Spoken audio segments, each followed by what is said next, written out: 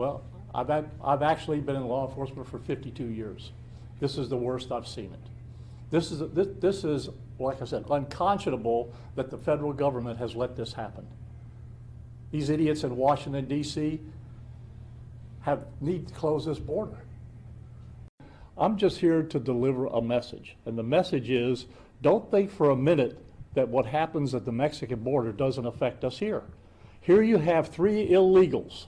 You use the word illegal when talking about the man who allegedly killed Laken Riley. An undocumented person. And I shouldn't have used illegal. It's undocumented. 3 illegals that should have never been in this country that have committed a very serious crime, kidnapping and sexual battery of a lady.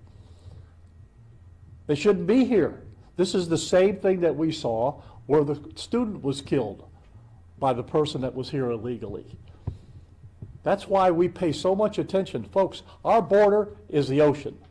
There's no fence there. We are the fence. That's why we spend as much time as we do and dedicate resources to stopping people before they get here.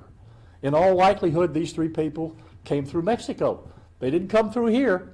I can tell you that for sure. We would have checked in our database. But for them to be in this country, to be able to commit these type of crimes is unconscionable. The federal government has put the American people in jeopardy. I'm not going to treat any of these people with disrespect. Look, they built the country. The reason our economy is growing. Our intelligence section, who works very closely with the FBI, has also identified that the most dangerous gangs in the world are now in Miami from Venezuela.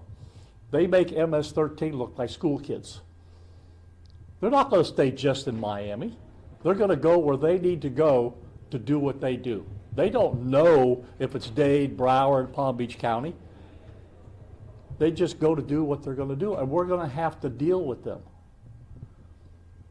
You know, forget about the 3 million people that came across the border, put their hands up to Border Patrol and says, I give up. You know, they get the cell phone and the gift card and all that kind of garbage.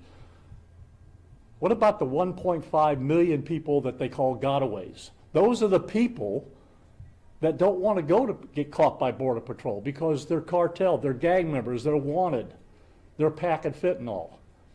I watched a surveillance video that was taken down in Texas of 10 guys, military age, dressed in camouflage, backpacks. They had carpet on their shoes so they didn't leave footprints, in a military formation coming into the country.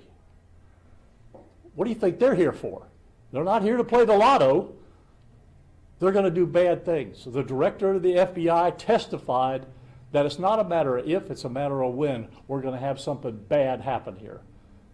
Because in the 1.5 million gotaways, he's worried that there's people from ISIS, people from the terrorist watch list that could be in the United States. Our agency is still the lead agency for Homeland Security for all of South Florida. And every 3 months we have a meeting to make sure that we're going to be operationally ready for whatever might happen here in South Florida. But people have to pay attention. We need the help of the public also. Our program, if you know something or see something, say something, is very important now. So if you see something you don't think is right, especially with human trafficking, because there's 85,000 kids that are unaccounted for that came across the border. The human traffickers are going to be the ones that are going to prey on those people. And we've made those cases here in South Florida. So if you really know something or you see something, say something. But my message is, don't be complacent, because what is happening at the Mexican border is going to affect us. Any questions? Sheriff, you've been in law enforcement for a number of years. How would you compare this problem to 10, 20 years ago? Well, I've actually been in law enforcement for 52 years. This is the worst I've seen it. This is, like I said, unconscionable that the federal government has let this happen. These idiots in Washington, D.C. need to close this border. You know, if you got a leak in your house and water's going all over the place, you don't get a bucket and start cleaning it up. You turn the water off and you stop the leak first. In order for this mess to get cleaned up, they've got to stop what's coming across this border, and it can be done. So you regret using that word? Yes. So you regret using that word? Yes. So you regret using that word? Yes.